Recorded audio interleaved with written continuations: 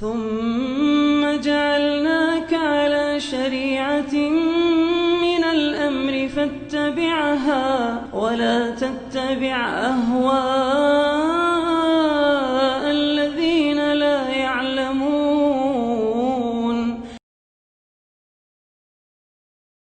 Assalamualaikum. Waalaikumsalam warahmatullahi wabarakatuh.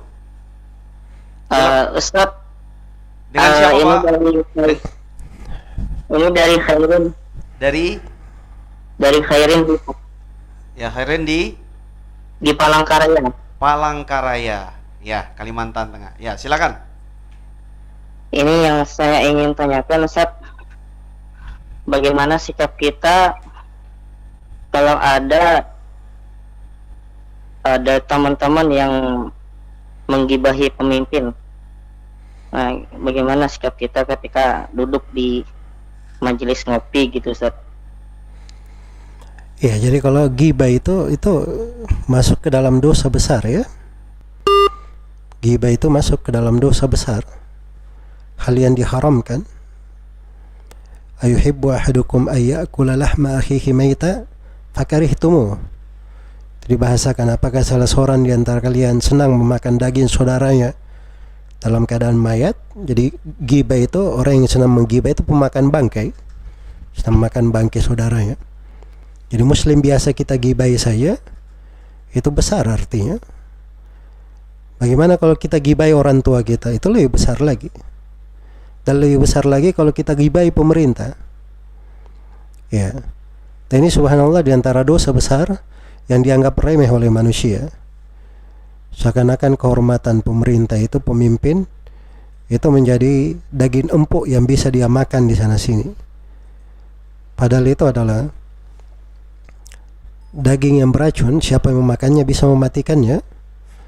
Ya, dan hati-hati di dalam hal tersebut. Jadi kalau ada hal-hal yang seperti itu, itu namanya dia bergaul dengan teman-teman yang buruk. Kalau ada yang bergibah seperti itu, maka dari kebaikan dia ingatkan, ya seorang itu hendaknya dia pandai menghitung kejelekannya sendiri, dia banyak menghisap dirinya. Ya, terkait dengan urusan pemerintah, itu urusan mereka, tanggung jawab antara mereka dengan Allah. Kadang ada hal-hal yang memang keahlian mereka. Kadang masyarakat melihat kebijaksanaan pemerintah, itu nggak bagus, kebijaksanaannya misalnya zalim, tapi dia nggak tahu bahwa dari sudut keahlian, akal orang-orang yang berilmu, itu sebenarnya kebijakan tepat pada tempatnya. Ya, jangankan kita, di masa sahabat saya ada yang mengkritik Muawiyah radhiyallahu taala anhu dalam sebagian kebijakan, dianggap itu kebijakan tidak benar. Begitu masuk mereka menjumpai Muawiyah menerangkan, berubah semuanya, mendukung Muawiyah di dalam hal tersebut. Nah, itulah hal-hal yang terkait dengan masalah pemerintahan. Karena itu seorang jangan masuk ke dalam hal yang bukan keahliannya, bukan wewenangnya. Ya, dia tidak ditanya oleh Allah Subhanahu wa taala di dalam hal tersebut.